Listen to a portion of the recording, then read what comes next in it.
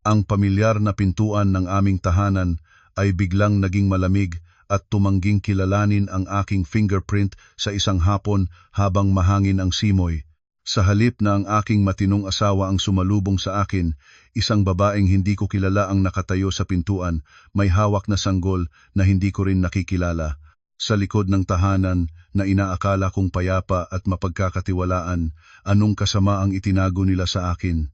Hinila ko ang aking maliit na maleta sa maraming tao sa loob ng terminal ng Ninoy Aquino International Airport at mabilis na sumakay sa Grab na naghihintay. Ang business trip para sa pag-iinspeksyon ng mga sangay sa Visayas ay natapos ng 2 araw na mas maaga kaysa sa inaasahan. Bilang direktor ng Risk Management Division ng isang malaking bangko sa Maynila, ang aking trabaho ay nakatuon sa mga financial report, tuyo na mga numero at mga contingency plan. Hinubog ako ng aking propesyon na maging ganap na maingat, laging naghahanap ng kahit pinakamaliit na butas sa bawat kontrata. Lagi akong nagtitiwala na kontrolado ko ang lahat ng variable sa trabaho, ngunit hindi ko inasahan na ang pinakamalaki at pinakamalupit na panganib ay nasa loob mismo ng aming tahanan. Huminto ang sasakyan sa harap ng foyer ng isang prestihiyosong kondominium. Mahangin ang gabi sa Maynila na may bahagyang lamig. Pumasok ako sa elevator.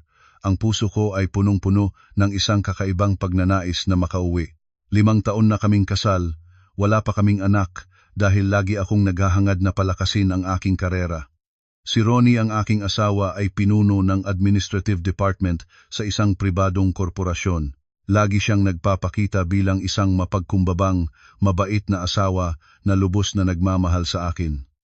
Sa paningin ng aming pamilya at mga kaibigan, kami ay isang perpektong mag-asawa, maayos sa loob at labas. Binuksan ko ang takip ng biometric lock, maingat na inilagay ang aking hintuturo sa sensor. Nagkaroon ang pinto ng mahabang beep ng error, ang pulang ilaw ay patuloy na kumikislap. Bahagya akong nagkunot ng noo, inurong ang kamay, pinunasan ang salamin at muling inilagay ang daliri. Ganoon pa rin ang ingay ng error. Sinubukan ko ang numeric password, ang aking kaarawan na parehong ginamit ng mag-asawa sa loob ng ilang taon. Nagpakita ang panel ng maling password, at ang aking puso ay nagsimulang nag-aalala. Baka nasira ang lock o nagpalit si Ronnie ng password. Nang hindi ako sinabihan, pinindot ko ang doorbell. Pagkaraan ng ilang sandali, ang mahinang yapak ay tumunog mula sa loob. Dahan-dahang bumukas ang pintuan. Ang nakatayo sa harap ko ay hindi si Ronnie, kundi isang batang babaeng ganap na hindi ko kilala. Suot niya ang isang manipis na sutlang damit pantulog, magaan ang makeup, ang malalaking kulot na buhok ay nakabitin sa kanyang likod. Sa kanyang mga bisig ay may hawak na isang mataba at puting sanggol na mukhang isang buwang gulang na. Tinitigan niya ako nang masusi mula ulo hanggang paa. Ang kanyang saloobin ay medyo pabalang at nagsalita siya ng matulis. Sino ang hinahanap mo? May kailangan ka ba? Natigilan ako ng ilang segundo. Ito ang aking bahay. Nakatayo ako sa harap ng aking sariling pintuan at tinatanong ng isang hindi kilalang babae kung sino ang hinahanap ko. Mahigpit kong hinawakan ang hawakan ng maleta, huminga ng malalim para mapanatiling kalmado. Nagsalita ako ng malamig, direktang tumingin sa kanyang mga mata. Sino ka? Bakit ka nasa loob ng aking bahay? Nasaan ang aking asawa? Sa sandaling hindi pa nakakasagot ang babae, nagmadaling lumabas si Ronnie mula sa silid tulugan. Suot niya ang gusot na t-shirt, ang mukha niya ay namumutla, ang mga mata niya ay malinaw na nagpapakita ng matinding gulat nang makita niya ako. Nagmadali siyang magpaliwanag, mabilis na kumaway. Uy, umuwi ka na? Bakit hindi ka tumawag para sunduin kita sa airport? Siguro pagod ka na sa mahabang biyahe. Ibigay mo ang bagahe at ilalagay ko ito. Hindi ako gumalaw. Ang aking mga mata ay matulis na nakatitig sa mukha ng aking asawa na pawisan. Pagkatapos ay lumingon ako sa babae na may hawak na sanggol. Nagsalita ako ng mabagal at maliwanag. Ipaliwanag mo, bakit pinalit ang password ng lock? At sino ang dalawang ito? Bakit nila karapatan na narito sa aking bahay nang ganyan ang anyo?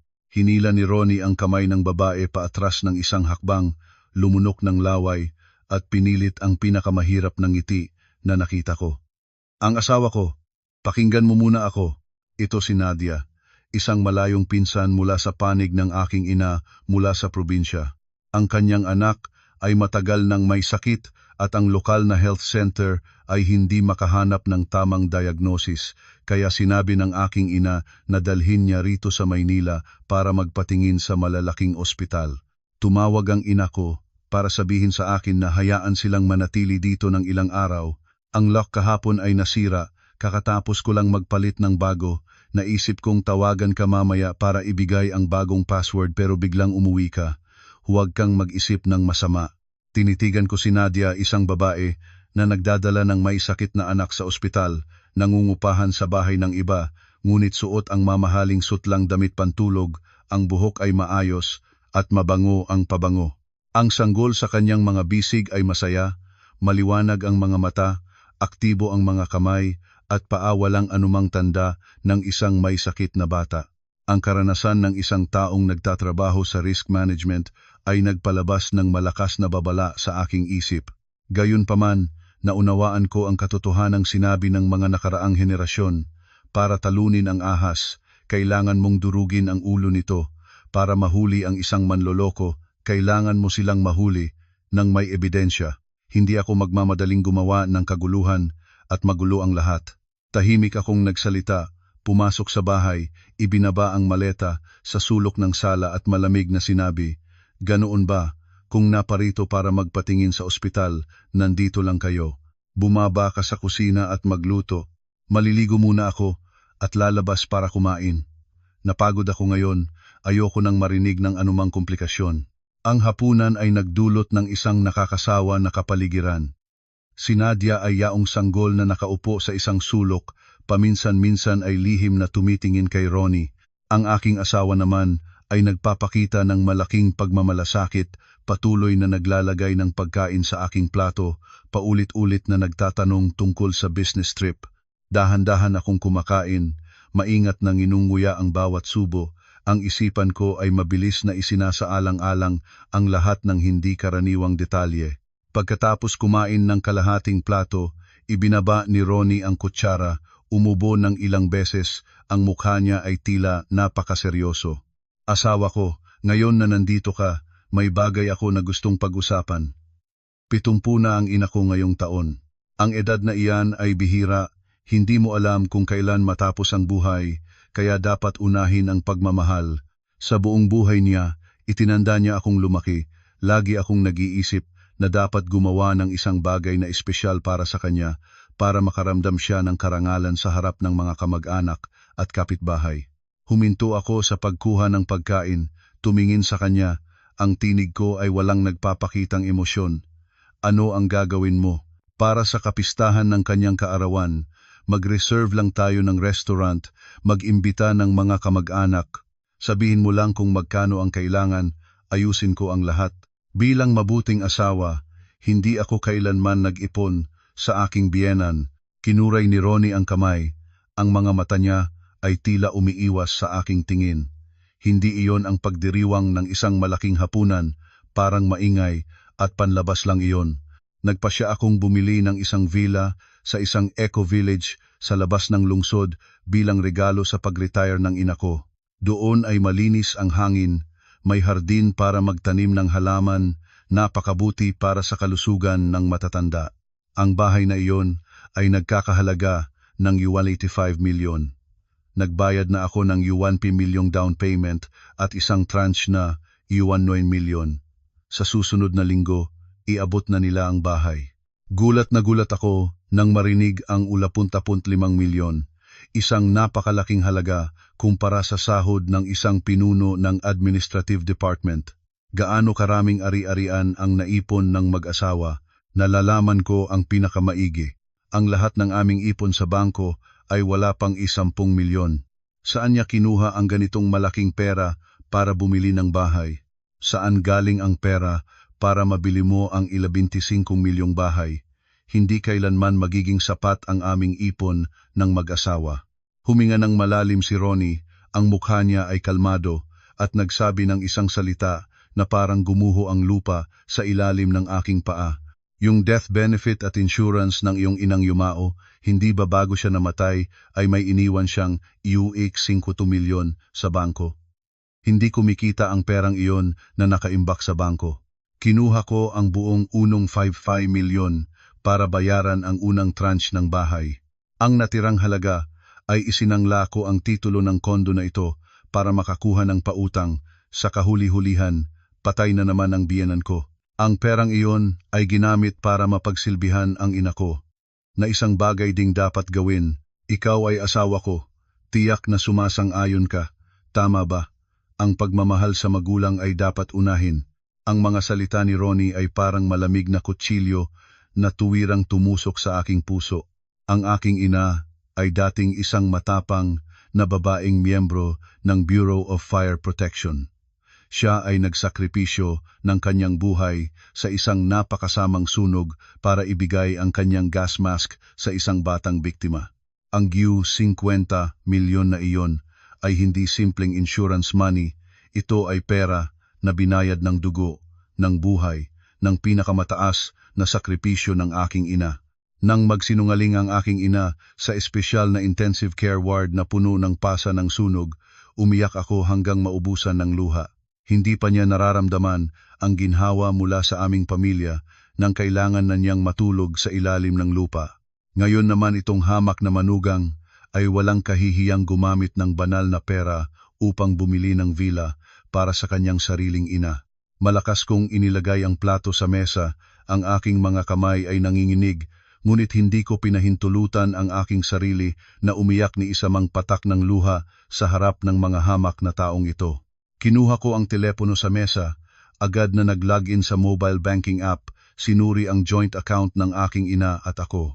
Ang screen ay nagpakita ng zero, na balanse ang buong 50 milyon ay nawala na nang wala ni isang sentimo. Ang katahimikan sa sala ay napakalalim na marinig mo pa ang paghinga ni Nadia. Tinitigan niya ako ni Ronnie, handa na sa pagharap sa isang pagsigaw, pag-iyak at kaguluhan mula sa asawa, ngunit nagkamali siya. Nang ang sakit at galit ay lumampas sa limitasyon ng isang tao, wala nang lakas para sumigaw.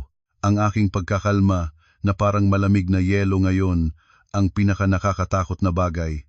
Dahan-dahan kong isinara ang screen ng telepono, itinangad ang ulo at direktang tumingin sa mukha ni Ronnie.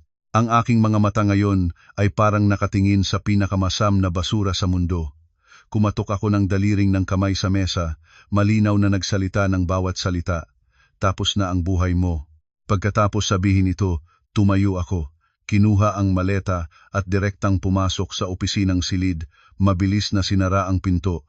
Iniwan si Ronnie na nakatulala sa hapagkainan, iniwan din ang hindi kilalang babae na mahigpit na yakapin ang sanggol.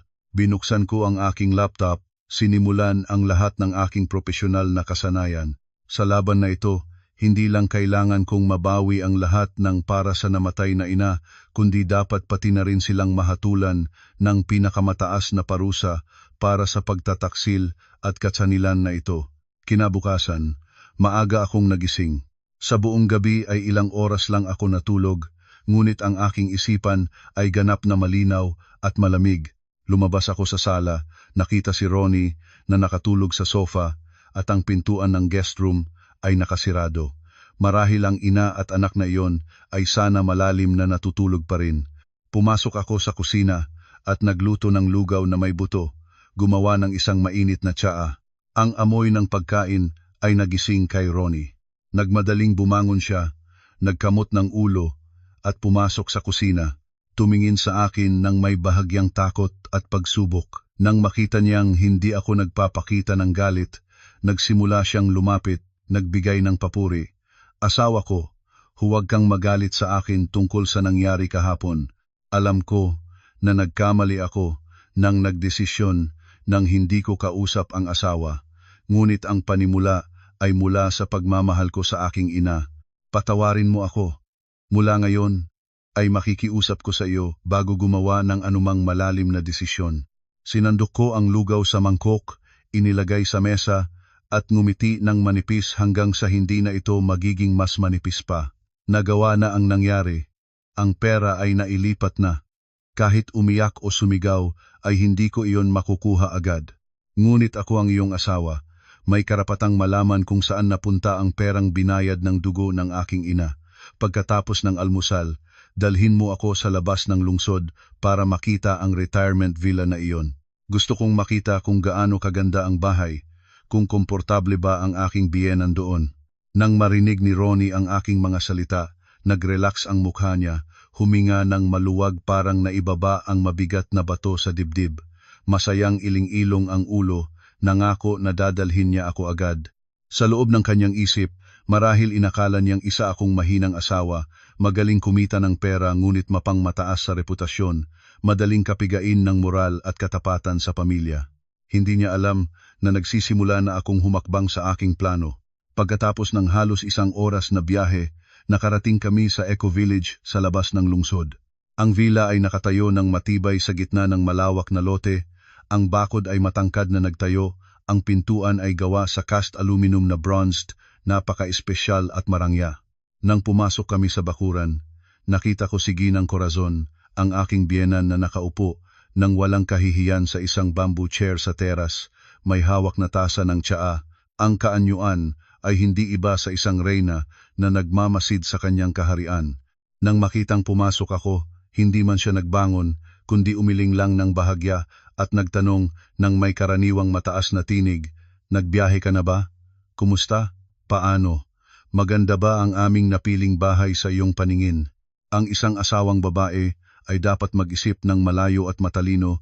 Ang pera ay hindi mo maaring dalhin sa kabaong, gawing bahay at lupa para sa pamilya ng asawa, para masabing mapagmahal sa magulang at para may matitirahan. Pinalaki ko si Ronnie, pinag-aral ng maayos para magtamasa mo. Ngayon na nagbibigay siya ng isang bahay para sa ina niya, makatuwiran iyon at tama. Gastos, nilunok ko ang pagduduwal, lapitan at mahinahon na sumagot. "Oo nanay, tama ang inyong sinabi, ang pera ay nagastos na. Gusto ko lamang pumunta para makita kung komportable ang pagsasaka ng nanay. Para huwag masabing walang malasakit na asawa." Pagkatapos sabihin ito, hindi ko na hinintay ang kanyang pahintulot. Direkta na akong pumasok sa loob para magmasid. Ang villa ay idinisenyo sa estilo ng neoclassical. Ang muebles ay puro mamahaling kahoy, lahat ay makintab, nagpapahayag ng amoy ng yaman. Lumakad ako sa pasilyo ng unang palapag at umakyat sa spiral na hagdan patungo sa ikalawang palapag. Mabilis na sumunod si Ronnie sa akin, hindi tumitigil ang bibig sa pagpapakilala kung aling silid ito, kung alin ang silid basa, kung alin ang silid para sa mga bisita. Nang makarating kami sa isang silid sa dulo ng pasilyo ng ikalawang palapag, nakita ko na ang pintuan ay bahagyang nakabukas. Itulak ko ng banayad ang pintuan, at ang nakita ko ay isang espasyo na ganap na kakaiba sa neoclassical na arkitektura ng bahay. Ito ay isang silid bata na nakadekorasyon sa pastel na asul na tono, napakamarangya at magara. Ang sahig ay may malambot na sapin. Sa sulok ng silid ay may imported na oak wood na katre para sa sanggol. Sa kisame ay puno ng mga star-shaped LED lights na puti at maliwanag. Ang wardrobe ay puno ng mga mahal na laruan at dosenang kahon ng dekalidad na imported na gatas ng sanggol. Lumingon ako ng mabilis kay Ronnie, nagpataas ng kilay at nagtanong, "Retirement home para sa matatanda pero may kwarto para sa bagong silang na sanggol? Nag-aaral pa ba ang aking biyenan na magsilang ng bagong bata sa edad niya?" Namutla ang mukha ni Ronnie, nagulat siya ng ilang segundo bago nagmadaling magpaliwanag. Ito ay ideya ng ina ko. Sinabi niya malaki ang bahay, kaya gumawa ng isang silid bata para kapag punta ng mga pamangkin mula sa probinsya ay may matulugan sila. Gusto ng matatanda ang mga bata para maaga, para pasayahin ang tahanan. Ngumisi akong magaspang. Mga pamangkin mula sa probinsya na binibigyan ng imported oak crib, malambot na carpet, imported na gatas at laruan. Ang katwiran na ito ay hindi mapaniwalaan kahit ng isang 3 taong gulang na bata. Hindi ko pinili agad na ibunyag si Ronnie, tahimik na lumabas ng silid bata at direkta sa kwarto ng banyo sa tabi nito. Ang banyo ay malinis, ngunit ang aking profesional na mata ay agad na nag-scan sa lahat ng sulok. Yumuko ako at maingat na tiningnan ang grease trap sa kanto ng banyo. Isang maliit, ngunit napakamakapangyarihang natuklasan na iipit sa rehas ng basurahan ay isang mahabang kulot na buhok na may brown na kulay. Ang kulay at estilo ng buhok ay kapareho ng buhok ni Nadia na nakita ko kahapon ng gabi. Tumayo ako at tumingin sa aking sariling imahe sa malaking salamin. Ang lahat ng piraso ay nagkaayon ng perpekto. Ang 85 milyong villa na ito ay hindi isang retirement home para sa aking biyenan. Ito ay isang marangyang tahanan, isang palasyo na itinayo ng aking kahabag-habag na asawa gamit ang pera na binayad ng dugo ng aking ina para sa kanyang kerida at sa kanilang babaeng anak na labas sa kasal. Ang pagdadala ng biyenan doon ay isang perpektong takip upang itago ito mula sa mundo para bigyan ng dahilan ang kanyang madalas na pagbisita para alagaan ang kanyang pangalawang tahanan. Sumiklab ang galit sa aking dibdib tulad ng apoy ng impyerno. Ninakaw nila ang ari-arian ng aking pamilya, nilabakan ang sakripisyo ng aking ina, nilapastangan ang aking dangal, at ngayon ay nagtatanghal pa ng dramatikong palabas ng moralidad sa harap ko. Huminga ako ng malalim. Binuhusan ang nagliliyab na apoy sa aking puso ng malamig na tubig upang mabawi ang katahimikan. Ngayon ay talagang nagsisimula na ang laro. Ipakikilala ko sa kanila kung ano ang presyo ng pagtataksil. Lumabas ako at humarap kay Ronnie. Ang ngiti ko ay nananatiling walang saysay sa aking labi. Maganda ang bahay. Siguradong maraming magandang alaala ang nanay dito sa kanyang huling mga taon. Tumingin sa akin si Ronnie. Inakala niyang totoo ang aking sinabi, kaya ngumiti siya ng malaki. Hindi niya alam na ang mga magandang alaala na tinutukoy ko ay magiging pinakamalungkot na panahon sa buhay ng kanyang pamilya. Sa simula ng linggo, ang Maynila ay lumulubog sa makapal na ulap. Nagmaneho ako papunta sa punong tanggapan ng bangko nang may kalmadong kaanyuan tulad ng dati. Ni isa sa opisina ay hindi makakilala ng babaeng nakasuot ng itim na terno na maingat na tinahiin, matibay ang lakad sa buong pasilyo na may isang malaking bagyo sa kanyang puso.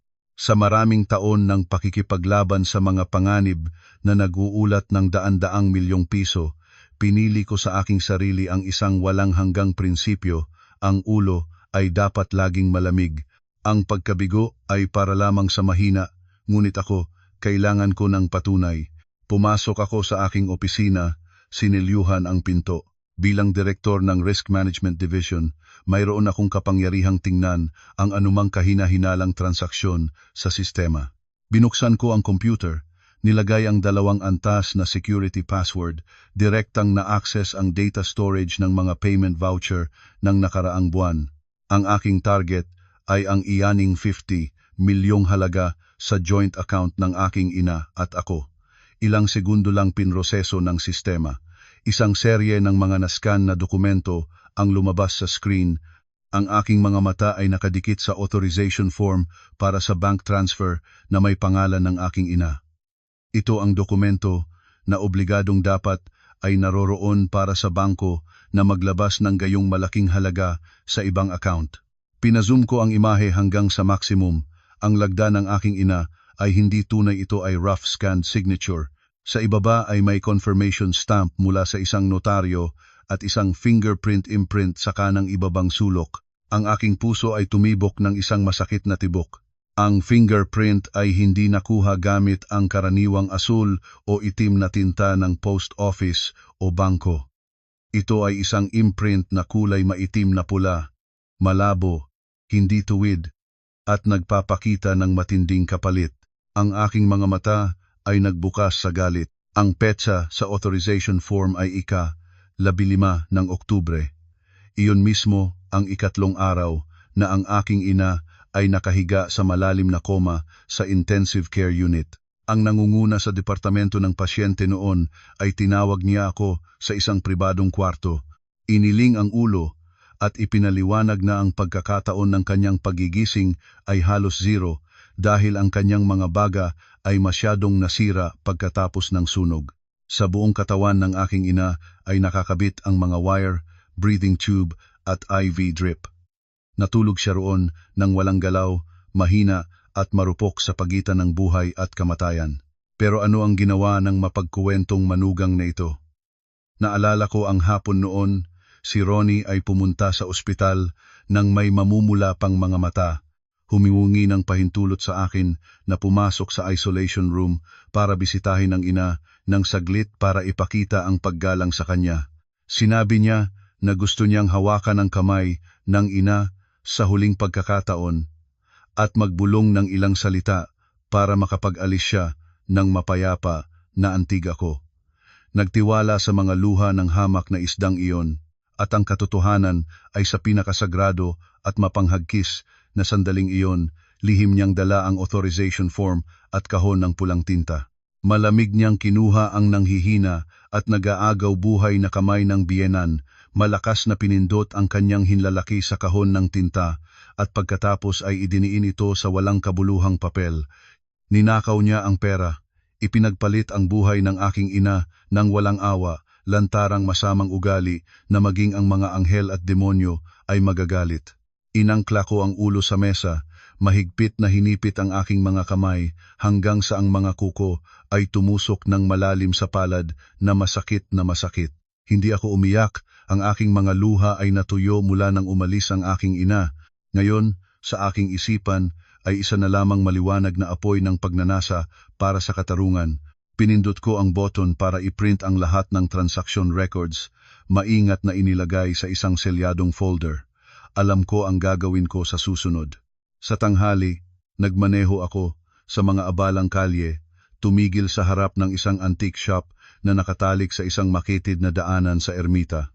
Ang may-ari ng tindahan ay si Mang Dado, dating intelligence officer ng militar, at isang matalik na kasamahan sa labanan ng aking ama.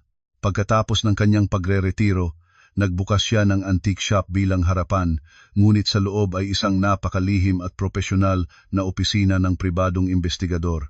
Itinulak ko ang kahoy na pintuan at pumasok. Si Mang Dado ay abalang nagpupunas ng lumang palayok. Nang makita niya ako ay tumanglaw at ngumiti. "Anak." Ibinaba ng Mang Dado ang tela, naghanda ng mainit na tsaa at inalok akong umupo. "Ano ang nagdala sa iyo dito ngayon? Mukhang hindi maayos ang iyong kalagayan. May problema ka ba?" Tinanggap ko ang tsaa mula sa kanya, huminga ng malalim at inilagay ang nakaselyadong folder sa mesa. Direkta akong tumingin sa matatalinong mata ng matandang sundalo, nagsalita ng malinaw at walang tinatagong anumang detalye. "Mang Dado, kailangan ko ng tulong ninyo sa isang napaka-importanteng bagay." Lihim na kinuha ng aking asawa ang buong 50 milyon na death benefit ng aking ina para bumili ng villa para alagaan ang kanyang kerida at labas na anak, ngunit ang pinaka-nakakatakot ay kung paano niya nakuha ang pera. Binuksan ko ang folder, kinuha ang authorization form na may maitim na pulang fingerprint imprint at ibinigay ito kay Mang Dado. Nagsuot siya ng salamin, kinuha ang papel at maingat itong sinuri. Nang marinig ang aking kwento, noong araw na nakahiga ang aking ina sa ospital nang walang malay, ang kamay na hawak ang papel ay bahagyang nanginig. Ang mga mata ni Mang Dado ay nagningning ng matinding galit. Malakas na pumalo ang kamay niya sa mesa na kumukuha ng mga tasa ng tsaa. "Hayop." Hindi may isip na ang hitsura ng isang edukadong lalaki ay nagtatago ng isang puso ng hayop. Ang iyong mga magulang ay nabuhay ng malinis at matuwid sa buong buhay nila, hindi inaasahang manggagaling ito sa isang napakamarahasin na manugang. "Ano ang balak mo? Kailangan ko bang tawagin ang ilang mga kasamahan para turuan siya ng leksyon?" Nagmadaling umiling ang ulo. Ang aking tinig ay matatag at malinaw. "Hindi, Mang Dado. Ang pagpukol o pag-aabala ngayon ay makakasira lamang sa lahat. Gusto ko silang managot sa batas para ibalik ang bawat sentimo ng perang binayad ng dugo ng aking ina at para mahatulan ng pinakamataas na parusa. Gusto kong gamitin ng Mang Dado ang inyong network para imbestigahan ang buong background ng Kerida na si Nadia. Pangalawa, kailangan ko na matrace ang lahat ng nakatagong bank accounts, dummy companies at lahat ng kahina-hinalang financial transactions ni Ronnie sa nakalipas na 3 taon. Pinaghihinalaan ko na ang pera niya ay hindi lang galing sa pagnanakaw ng pera ng aking ina. Siya ay nagtatrabaho sa administrasyon ng isang malaking korporasyon, tiyak na maraming madilim na koneksyon sa likod. Tumango si Mang Dado, ang kanyang mga mata ay nagpapakita ng pagpuri sa aking pagkakalma. Pinag-isipan mo ng mabuti, kailangan mong kolektahin ang sapat na kahoy bago mo susugan ang malaking pugon. Ipagkatiwala mo sa akin ito. Ang aking network ay susulpugin ang bawat sulok, walang anumang ebidensya ang maliligtas. Sa loob ng 3 araw, maglalagay ako ng detalyadong ulat sa iyong mesa. Ngunit sa panahong ito, paano mo haharapin ang mga ito? Ang pagsasama sa iisang bubong sa mga taong ganyan ay napakamapanganib. Tumayo ako at inayos ang aking terno, ngumiti ng pinakamalamig ng ngiti kailanman. Huwag kang mag-alala, Mang Dado. Nagtatrabaho ako sa risk management. Alam ko ang paraan para maglaro ng isang partida ng mabubunyag na baraha sa mga taong nag-aakalang matalino sila. Papasok ako ng diretso sa kuweba ng hayop. Paalam, Mang Dado. Lumabas ako sa antique shop. Ang araw ng tanghali ay nagpalis na sa makapal na ulap. Sa labanan na ito, hindi ko pinahihintulutan ang aking sarili na matalo. Sa gabi ay bumalik ako sa kondo ng mag-asawa na may mamahaling bag ng prutas. Pagkapasok ko sa pinto, nakita ko si Ronnie at ang ina at anak na si Nadia na nakaupo sa sofa na nanonood ng TV, masayang nagtatawa. Nang makita nilang lumabas ako, biglang tumigil ang tawa. Ang kapaligiran ay naging nakakasamid at awkward. Ibinaba ni Nadia ang ulo, mahigpit na yakapin ang sanggol sa kanyang kandungan, palihim na tinitingnan ako. Mabilis na tumayo si Ronnie, tumakbo palabas para kunin ang bag ng prutas, hindi tumitigil ang bibig. Napagod ka ba sa trabaho? Hayaan kong gupitin ang prutas para kumain ka. Maayos ba ang trabaho sa bangko ngayon? Dahan-dahan kong pinalitan ang sapatos, ngumiti ng kalmado, isang banayad at mapagparaya ng ngiti ng isang mapagkumbabang asawa. Ayos naman, Ronnie. Ngayon ay naisip ko ng mabuti ang tungkol sa bagay na ito. Tama ka. Ang pagmamahal sa magulang ay dapat unahin. Matanda na ang nanay, hindi na malayo ang araw ng kanyang pagtanda. Magpapahintulot akong magtrabaho ng flexible at maaga nang umuwi sa ilang panahon. Gusto kong lumipat sa villa sa labas ng lungsod para makasama ang nanay. Ang pag-aalaga sa biyenan sa kanyang katandaan ay responsibilidad ng isang mabuting asawa. Ang bahay na ito ay iwan muna natin kay Nadia para madali niyang dalhin ang bata sa regular na check-up. Nang marinig ni Ronnie ang aking sinabi, natigilan siya tulad ng isang estatwa, halos nahulog ang mansanas sa kanyang kamay. Hindi niya inaasahan na magdesisyon ng ganoon bigla at kakaiba. Sa kanyang plano, ang villa ay isang pribadong tahanan niya at ng kanyang kerida, paano maaaring payagan ang lehitimong asawa na makahalungkat doon. Nahiya siyang paikutin ang dalawang kamay. Naghanap ng dahilan upang tumanggi. Huwag ka nang magpagod pa. Malayo ang lugar na iyon sa lungsod, mahirap kang pumunta pulong para sa trabaho sa bangko. Bukod doon, may katulong na nag-aalaga ng pagkain doon para sa nanay. Ikaw ay manatili na lang dito sa bahay para makapagpahinga. Sa weekend ay sabay tayong puntahan ang nanay. Matatag akong umiling. Ang tinig ay may huwad na katapatan na kahit mismong ako ay nandidiri. Hindi naman mahirap, Ronnie. May sasakyan naman ako kaya walang problema sa mahabang biyahe.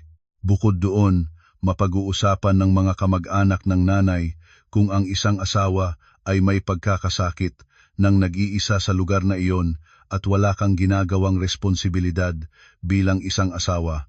Magdesisyon na, ngayong gabi ay aayusin ko ang aking mga gamit, bukas ng umaga ay sabay-sabay tayong pumunta sa villa. Nang malaman ni Ronnie na hindi niya mapigilan ang aking sigasig, napilitan siyang sumunod at tumango. Ang kanyang mga mata ay lihim na lumingon kay Nadia na puno ng pagkabigo at pag-aalala. Tumindig ng magaspang si Nadia, ang mukha niya ay masama ang tingin. Tahimik akong natawa sa aking sarili. Sa palabas na ito, ako ang magiging direktor at kailangan ninyong kumilos ayon sa aking kagustuhan. Kinabukasan, may dalang 2 malaking maleta, marangal na pumasok sa 85 milyong villa. Nang makita ni Ginang Corazon na lumipat ako ng permanente, Halatang hindi siya nagustuhan, ngunit dahil sa titulo na asawa na nagpapakita ng pagmamahal sa magulang ay hindi niya ako maaaring palayasin. Matalinong pinili ko ang silid tulugan sa ikalawang palapag, direkta sa tabi ng marangyang silid bata na inihanda nila. Sa unang 3 araw, ginampanan ko ang isang perpektong masunuring asawa. Maaga akong bumangon para magluto ng masarap na almusal para sa lahat ng tao sa bahay. Maayos na nagligpit. Sa gabi ay nagmamasa ng kamay at paa ng biyenan nang makita nilang wala akong anumang hinala tungkol sa silid bata at walang puot na tingin. Ang pag-iingat ni Ginang Corazon at ni Ronnie ay unti-unting humina. Akala nila tunay akong isang mangmang na nakatuon lang sa trabaho at bulag na nagtitiwala sa moralidad ng pamilya. Ngunit nagkamali sila. Kahit na sumunod ang aking hitsura, ang aking mga mata ay laging nagmamasid sa bawat sulok ng bahay. Ang gintong pagkakataon ay dumating sa umaga ng ika-4 na araw. Noon, si Nadia ay nagdala ng sanggol papunta sa villa na may dahilang nagdadala ng ilang pagkain mula sa probinsya para kay Ginang Corazon. Sa habang nakaupo ang lahat sa sala na kumakain ng prutas, ang bata na pinangalan ng Hao ay biglang umiyak at naghanap ng gatas. Nagmadali si Nadia na maghanda ng bote ng gatas para sa bata, pinatakbo iyon at inilagay sa sofa. Nakalimutan niya ang goma na pacifier sa kabilang mesa at nagpunta siya sa banyo. Sa sandaling iyon, mabilis akong kumukuha mula sa bulsa ng aking jacket ng medikal na guwantes at isang maliit na espesyal na ziplock bag. Maingat kong kinuha ang pacifier, gumamit ng cotton swab para kumuha ng laway sa ibabaw nito, inilagay sa ziplock at sinilyuhan ang daan. Ang lahat ng operasyon ay tumagal ng wala pang 10 segundo, napakatumpak. Inilagay ko ang bag sa aking bag, inilago ang lahat ng ebidensya. Sa gabing iyon, lihim kong ipinadala ang bag ng sample kay Mang Dado para ipadala sa testing center. Ito ang magiging matibay na sandata para mapatunayan ang tunay na dugo ng bata at masisira ang lahat ng kasinungalingan tungkol sa malayo at mga kamag-anak ng mga ito. Ang susunod na hakbang sa aking plano ay mangolekta ng ebidensya tungkol sa madilim na transaksyon ng aking asawa. Sa hapon noon, sa dahilang pumunta sa supermarket para bumili ng dekorasyon ng bagong bahay, dinala ko pa uwi ang isang malaking jade feng shui statue. Marangya itong inilagay sa kahoy na istante sa harap ng sofa sa sala. Walang nakaalam na nakatago sa ilalim ng masalimuot na ukit ng pedestal ng estatwa ay isang napakamaliit na kamera na direktang konektado sa aking telepono. Ito ay nagtatrabaho sa pamamagitan ng mataas na kapasidad na baterya, maaaring i-recharge at maaaring mag-record ng malinaw sa loob ng maraming araw na may kakayahang mag-record ng klaro ng lahat ng pakikipag-usap sa loob ng 10 metrong radius. Sa gabing iyon, nakasilip na sinara ang pintuan ng silid, nakabalot sa kumot, binuksan ang telepono para manood ng video noong unang bahagi ng gabi. Sa screen, si Ronnie, si Ginang Corazon at si Nadia ay nakaupo na magkakasabay na nagkukuwento matapos na magkunwari akong maaga nang natutulog. Ang boses ni Ronnie na pabulong ngunit malinaw ay maririnig sa pamamagitan ng earphone. Nanay at Nadia, huwag kang mag-alala, si Ate Ann ay napakanangmang, basta ilabas ang moralidad at pamilya ay titiis siya ng titiis. Ilang buwang pa, kapag kumpleto na ang sistema ng mga kumpanyang puppet ko, magsisimula na akong mag-ilipat ng malalaking halaga mula sa parent company pababa.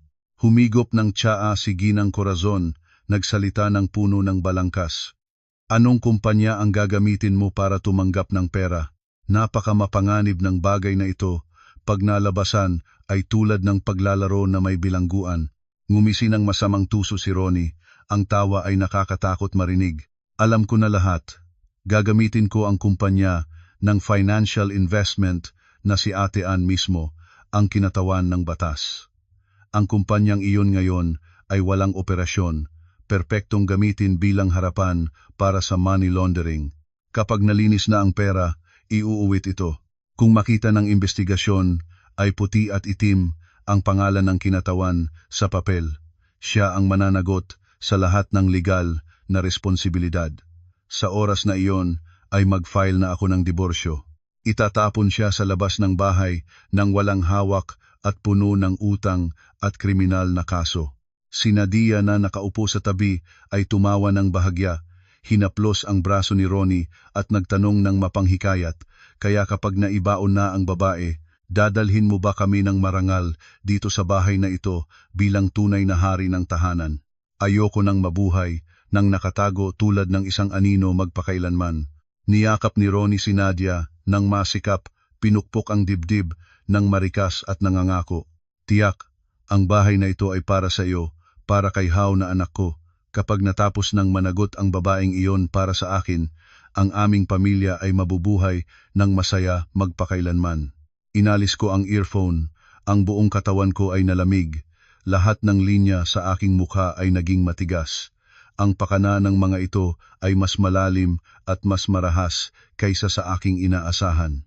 Hindi lang nila gustong nakawin ang pera ng aking ina, hindi lang nila gustong linlangin ang kasal na ito, kundi gusto pa nilang itapon ako sa piitan, patayin ang lahat ng aking pagkakataon, para ilatag ang pulang karpet para sa kanilang maruming kinabukasan. Ngumiti ako ng may paghamak sa kadiliman.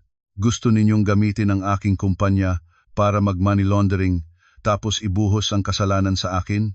Matalinong plano ang inyo, ngunit nakalimutan ninyo, ang isang bagay ang nakatayo sa harap ninyo ay isang eksperto sa risk management. Gusto ninyong maglaro ng malaki, haharapin ko kayo sa isang labang papaalisin kayo sa inyong lugar.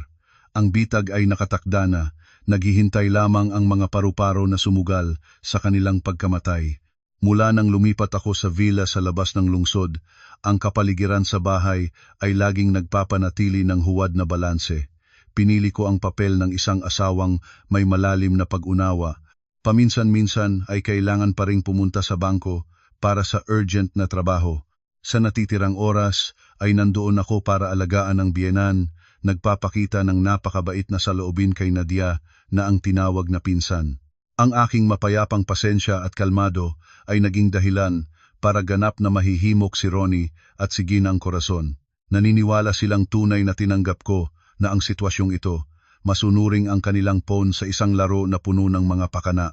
Isang gabi sa katapusan ng linggo, matapos nang magsimula ang lahat ng hapunan, nagdahilan si Ginang Corazon sa pananakit ng likod at maaga siyang nagpumunta sa silid.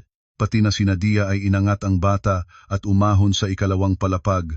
Sa sala ay ako na lang at si Ronnie.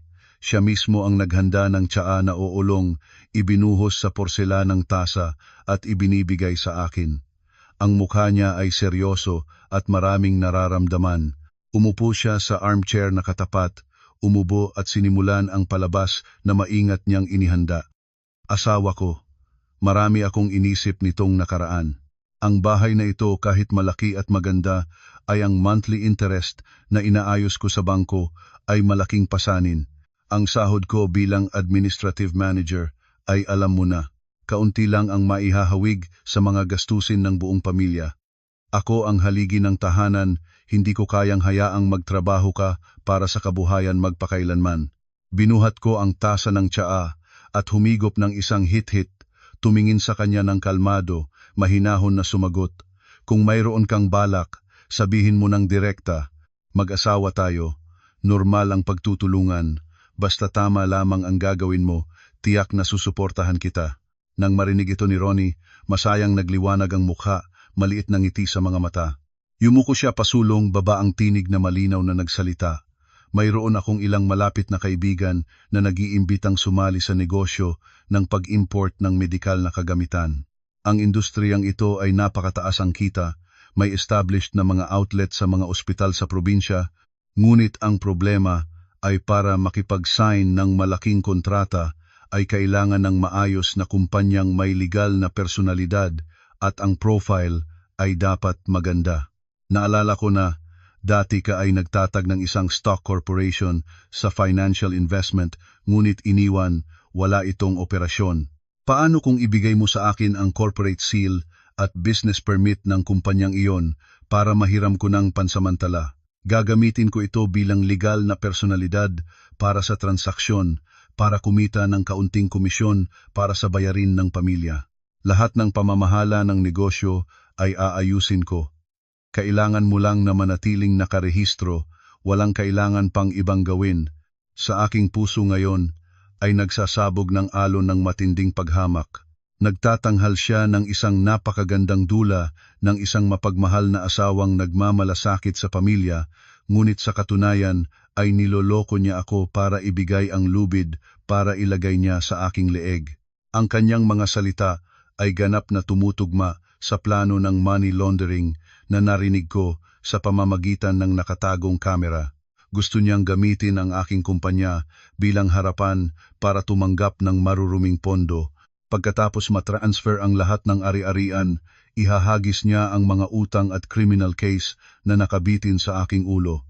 Ibinaba ko ang tasa ng tsaa, pinilit ang disgusting na kilos, nagpakita ng napakanaantig na ekspresyon. Hinawakan ko ang kanyang kamay, bahagyang ngumiti. Masaya na ako na iniisip mo ang pamilya ng ganoon. Ang kumpanyang iyon ay itinayo ko noon. Plano ko pa sanang gumawa ng sariling proyekto, ngunit masyadong abala sa trabaho, kaya nasa postura pa lang.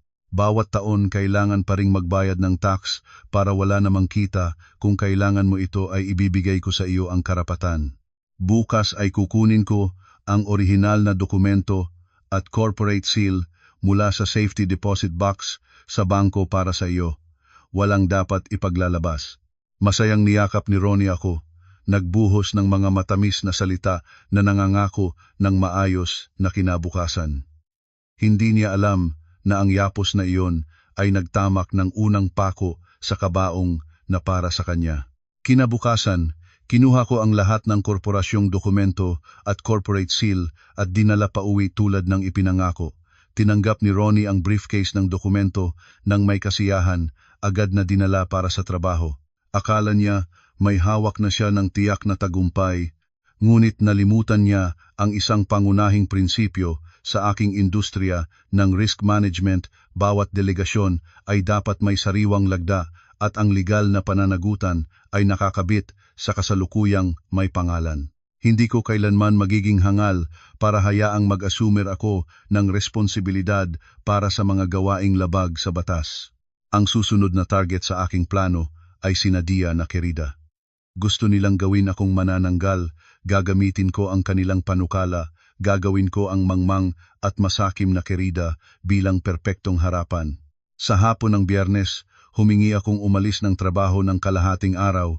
Aktibo na imbitahan si Nadia na lumabas para uminom ng kape sa dahilang gusto kong mag-usap bilang magkapatid na babae.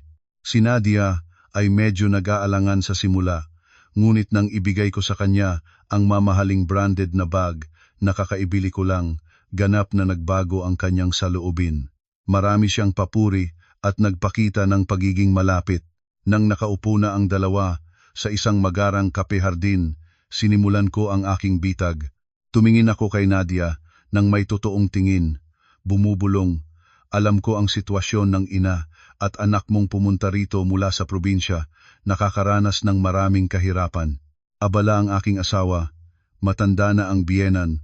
Ako ay nagtatrabaho buong araw, wala akong oras para alagaan kayo ng maayos. Napag-usapan ko na ito kay Ronnie. Ang aking kumpanya ngayon ay nagpapalawak ng operasyon, kailangan ng ilang tauhan para kumpletuhin ang mga record para makatanggap ng mga benepisyo mula sa pamahalaan. Gusto ko isali ang iyong pangalan sa listahan ng opisyal na empleyado ng kumpanya. Ang iyong trabaho ay walang mahirap, nandoon ka lang sa bahay para alagaan si How. Bawat buwan ng kumpanya ay maglilipat sa iyong account ng 50,000 para sa pang-araw-araw na gastusin. Bukod doon, may premium na medical na insurance ka rin. Ang pagpapatingin ng bata ay libre. Paano? Nang marinig ng gain 50,000 bawat buwan mula sa langit at libreng medical na insurance, nagningning ang mga mata ni Nadia sa matakaw na kasasakiman na hindi maitago. Siya ay isang taong mababa ang pinag-aralan, na may depende na ugali. Kapag narinig ang benepisyo ay nagbubukas ang mga mata, wala na siyang kakayahan na timbang-timbangin ang mga disbentahe. Mahigpit na hinawakan ni Nadia ang aking kamay, paulit-ulit na nagpapasalamat. Grabe, ate, napakabuti mo sa amin. Ikaw talaga ang isang buhay na anghel. Sa pera na ito, ay hindi na ako kailangang humilom sa kay Ronnie. Si Hao ay may pambili ng magandang gatas. Sabihin mo kung ano ang kailangan ko gawin. Susunod ako sa iyo sa lahat. Ngumiti akong nasisiyahan. Kinuha mula sa aking bag ang isang makapal na folder at isang pluma. Ang application form at lahat ng registration paper para sa benepisyo ay inihandaan ko na. Ang mga ahensya ay napaka-prinsipyado sa kanilang trabaho. Habang makakapal ang dokumento ay mas madaling maaprubahan. Kailangan mo lang ibigay ang iyong national ID para makuha ko ang isang kopya, pagkatapos ay lagdaan ang lahat ng lugar na minarkahan ko na. Walang kahina-hinalang si Nadia, agad na kinuha ang kanyang national ID at ibinigay sa akin. Kinuha niya ang pluma at binalibas ang bawat pahina ng papel. Kapag nakita niya ang lugar na minarkahan ko ng lapis, ay agad na pumirma at isinulat ng maayos ang buong pangalan. Wala siyang gawi na maingat na basahin ang nilalaman ng dokumento at mas hindi niya naintindihan ang napakaraming legal na terminolohiya sa mga puting dahon ng papel. Hindi niya alam na nakatago sa mga huwad na application form ay ang kumpletong mga minuto ng Board of Directors na nagdedesisyon na pumalit ang legal na kinatawan mula sa akin bilang lumang kinatawan at ang pagpili ng bagong legal na kinatawan at executive director ng kumpanya na si Nadia mismo. Pagkatapos makumpleto ang pagpirma, maingat kong tinipon ang lahat ng dokumento at inilagay sa folder. Ngumiting paalam kay Nadia at nagmaneho agad patungo sa opisina ng Legal Brokerage Service na nakontak ko noon. Doon ay tinanggap ng mga profesional na serbisyong tagagawa ang mga dokumento. Sa sapat na bayad, nangako sila na sa loob lang ng 3 araw na trabaho, lahat ng pamamaraan ng pagpapalit ng business registration permit at pagpapalipat ng karapatang legal na kinatawan ay maaprubahan ng Securities and Exchange Commission. Lumabas ako sa opisina ng abogado, tinangnan ang sariwang asul na langit, huminga ng puno ang dibdib. Natapos na ang lahat ng legal na pamamaraan, ang corporate seal at kumpanya ay nasa kamay na ni Ronnie. Ngunit ang pinakamataas na legal na personalidad na may responsibilidad sa harap ng batas ay nasa pangalan ng kanyang Kerida. Habang mas maraming maruruming pera ang inililipat nila, mas mabibigat ang parusa na naghihintay sa kanila. Ang bitag ay bumagsak na, wala nang pabalik para sa mga hamak na tao. 3 araw pagkatapos, ang sistemang impormasyon ng korporasyon ay opisyal na nag-update ng pangalan ng bagong legal na kinatawan ng kumpanya na si Nadia. Kasabay nito, nakatanggap ako ng isang tawag mula sa pribadong opisina ng investigasyon ni Mang Dado. Ninag-engkwentro kami sa isang tahimik na kape hardin sa ilalim ng isang makitid na daan. Pagdating namin, naglagay agad si Mang Dado ng isang selyadong folder sa mesa. Ang mukha ng matandang sundalo ay seryoso at nagngangalit. Anak, lahat ng resulta ng investigasyon ay nakolekta ko na. Ang iyong asawa ay talagang isang napakamapanlinlang na white-collar criminal. Ginamit niya ang kanyang posisyon bilang administrative manager para magtayo ng maraming dummy companies, nakipagtangkilik sa mga partners para mag-inflate ng value ng medical na equipment contracts. Pagkatapos ay kinuha ang pagkakaiba ng pera at inilipat sa mga ghost accounts. Ang giyong 50 milyon ng inyong inang Yumao ay ginamit niya ang kalahati para bayaran ang bahay. Ang natirang kalahati ay ihahanda na niyang ibuhos sa iyong kumpanya para linisin ang pondo, gawing lehitimong kita. Ito ang lahat ng bank statements, dummy contracts at mga larawan na nagpapatunay ng madilim na mga transaksyon niya. Bukod doon, sa envelope na ito ay may resulta ng DNA test. Nanginig ang aking mga kamay nang hawakan ang test paper mula sa pinakakilalang testing center. Ang nakabold na linya sa dulo ng pahina ay kumatok sa aking mga mata tulad ng isang bakal na hatol. Konklusyon: sina Hao at Ronnie ay may relasyon ng ama at anak na may 99.99% na katumpakan. Ang aking puso ay naging malamig tulad ng isang yelo ng 1,000 taon. Ang mga ebidensyang ito ay higit na sapat para ipadala sila sa kulungan, higit na sapat para ibalik ang katarungan para sa aking namatay na ina. Tumingin ako kay Mang Dado, ang mga mata ko ay matatag na hindi gumagalaw. Maraming salamat sa inyo, Mang Dado. Napagod kayo para sa aking pamilya. Ngayong hapon ay ang pamilya ng asawa ko ay nag-organize ng isang christening party para sa bata sa Halo Halo Restaurant. Iniimbitahan nila ang lahat ng malalaking mukha at mga kamag-anak para opisyal na ipahayag ang kalagayan ng bata bilang apo. Iniisip ko na ito ang pinakamagandang oras para ihinto ang palabas na ito. Matulungan mo ba ako sa isang bagay na huli? Ihanda ang 2 katiwala na bodyguard. Kailangan ko ng isang napakakahanga-hangang pagpapakilala. Malakas na tumango si Mang Dado, banayad na pinalo ang aking balikat. Ikaw ay magpunta sa iyong trabaho. Ang kalikasan ng mundo ay malawak, ngunit hindi mailigtas ang mga masasama. Ang kasamaan ay tiyak na parurusahan. Sa hapon, ang Halo Halo Restaurant ay maliwanag na nakuha ng lahat ng ilaw at sariwang bulaklak. Ang isang malaking bulwagan ay buong inarkila, marangyang na dekor ng mga lobo at ribbon. Ang mga bisita ay nagdatingan ng marami, puro mga opisyal ng kumpanya, mga kasosyo sa negosyo, at maraming mga kamag-anak mula sa probinsya. Lahat ay nakasuot ng marangya, nagkakamay, at masayang ngumingiti. Si Ronnie ay nakasuot ng isang puting terno, nakatayo sa pintuan para salubungin ang mga bisita nang may kasiya siyang ngiti na hindi maatasan.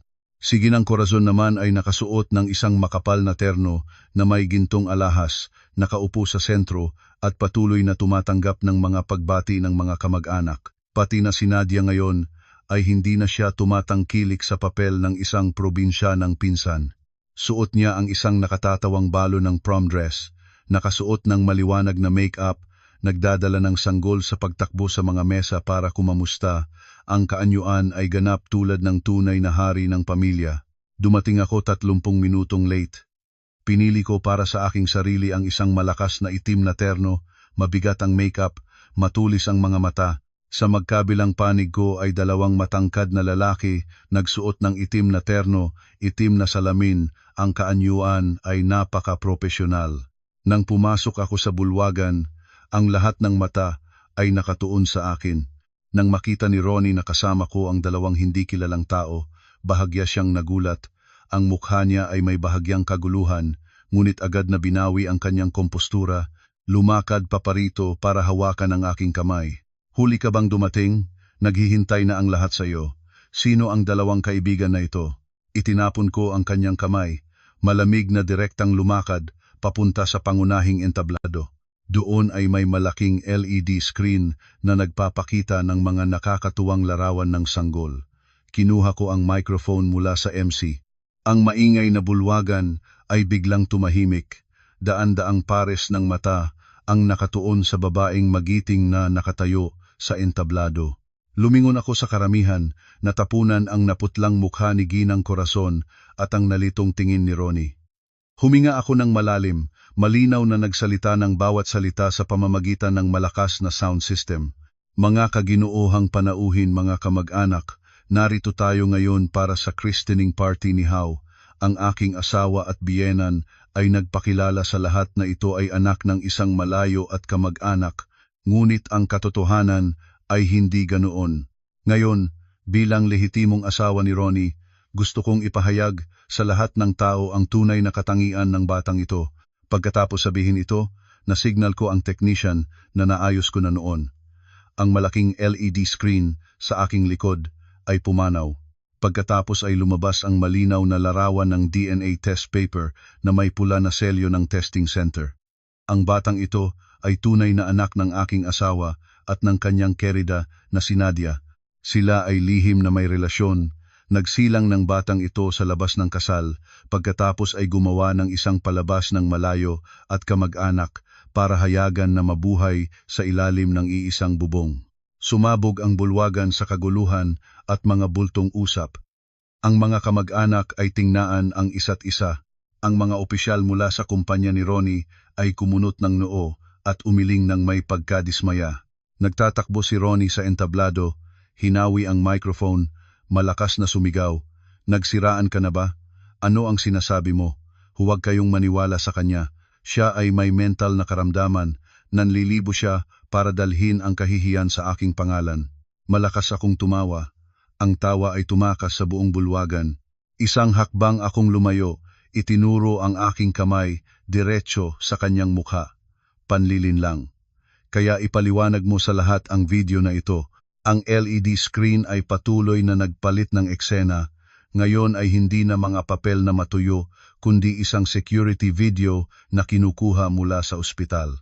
Ang larawan sa screen ay napakalinaw na maaari mong makita ang bawat patak ng pawis sa noo ni Ronnie. Ang video ay nagtatala ng kanyang lihim na pagpasok sa intensive care unit. Kinuha niya mula sa kanyang bulsa ang kahon ng pulang tinta at isang papel. Malamig niyang kinuha ang mahinang kamay na puno ng IV ng biyenang nakahiga sa malalim na koma. Malakas na pinindot ang hinlalaki nito sa kahon ng tinta at pagkatapos ay idiniin sa authorization form. Ang bulwagan ay namatay ng tahimik. Ang espasyo ay kasing tahimik nang maririnig mo ang paghingal ng mga nanonood. Ang malupit at marahas na gawa ni Ronnie ay kitang-kita sa harap ng daan-daang mata. Ang mukha ni Ginang Corazon na nakaupo sa upuan ng bisita ay namutla ng walang ni isang patak ng dugo, humawak sa dibdib at nahihingal. Si Nadia naman ay nanginig at nahulog pa ang baso ng alak sa kanyang kamay. Nagsalita ako ng mabigat. Ang bawat salita ay parang mga sibat na nagtuturo sa krimen ng mga ito. Ginamit mo ang papel na iyon na ginawa ng dugong fingerprint para ninakaw ang EX50 milyong death benefit ng aking inang namatay. Ang pera na ibinayad ng aking ina sa kanyang buhay. Ginamit mo ito para bumili ng villa para sa iyong kerida at sariling ina para mag-enjoy. Ikaw ay isang diablo na nagtatago sa mukha ng tao, hindi mas magaling kaysa sa hayop. Ngayon, sa harap ng lahat ng tao, opisyal kong inihahayag ang diborsyo. Hindi ko kailanman tatanggapin ang pamumuhay kasama ang isang taong tulad mo na isang mamamatay tao at magnanakaw. Habang nagsasalita ako ng huling salita, mula sa malaking pintuan ng bulwagan ay tumunog ang maalamat na sirena. Bumukas ang pintuan ng bulwagan, isang pangkat ng mga pulisya na nakasuot ng propesyonal na uniforme ang pumasok. Ang commander sa unahan ay direktang pumunta sa entablado. Inilabas ang isang arrest warrant. Ronnie at Ginang Corazon, nakatanggap kami ng report na may kasabay na kumpletong ebidensya na nagpapatunay na ang dalawa sa inyo ay may gawa ng pandaraya, pagnanakaw ng ari-arian ng mamamayan at pamemeke ng authorization paper ng bangko. Hinihiling sa inyong manahimik at sumama sa amin sa tanggapan ng investigasyon para sa pag-usisa. Dalawang malamig na handcuff ang sinasakal ang mga kamay ni Ronnie at Ginang Corazon. Ang marangyang kaarawan ay biglang naging crime scene ng pag-aresto ng white-collar criminal. Yumuko si Ronnie, ang mga paa niya ay nanginig na lumakad tulad ng isang nawala ang kaluluwa. Si Ginang Corazon naman ay humagulgol. Tinawag ang pangalan ng mga kamag-anak para humingi ng tulong, ngunit wala ni isa ang matapang na sumagal. Umurong sila nang may tingin ng matinding paghamak. Nakatayo ako sa mataas na entablado, nakakrosang ang mga braso at tinitingnan ang kanilang mga anino habang dinadala ng mga pulis. Ang liwanag mula sa chandelier ay nagliliwanag sa aking malamig na mukha. Sa labanan na ito, nagtagumpay akong lubos, ngunit ito pa lang ang simula ng ganap na pagbagsak ng mga traidor. Ang sirena ng pulis ay napakaalamat na pumunit sa tahimik na gabi, nagdadala ng mga traidor mula sa marangyang restaurant. Nakatayo akong nakapukpok ng braso sa harap ng malaking pintuan, tinitingnan ang mga pulang asul na ilaw na kumukislap na lumayo at nawala sa sulok ng daan. Ang hangin ng gabi ay pumukol sa aking mukha, nang malamig ngunit nagpaliwanag ng aking isipan ng kakaiba. Nagmadali ang mga bisita ng party na umalis, walang gustong natirang makiisa sa kasamaan. Ang legal na labanan ngayon ay tunay na pumasok sa pinakamatinding yugto. Ang aking kaaway ay hindi madaling umamin sa kasalanan. Sila ay mga matandang lobo na laging may naghihintay na daan para sa lahat ng kanilang krimen. Kinabukasan ng umaga, habang ako ay kakataapos lang ng mainit na tsaa sa aking opisina, isang tawag mula sa tanggapan ng investigasyon ng pulis ang humiling sa akin na pumunta sa kanilang punong tanggapan para tumulong na linawin ang ilang detalye. Kalmadong kumuha ng bag, nagmaneho papunta sa istasyon ng pulis. Sa reception room, isang gitnang gulang na investigador na may seryosong mukha ay itinuro ang kamay para akong umupo. Sa kanyang mesa ay isang profesional na recording device. Tumingin sa akin ng may matukoy na tingin, malinaw na nagsalita.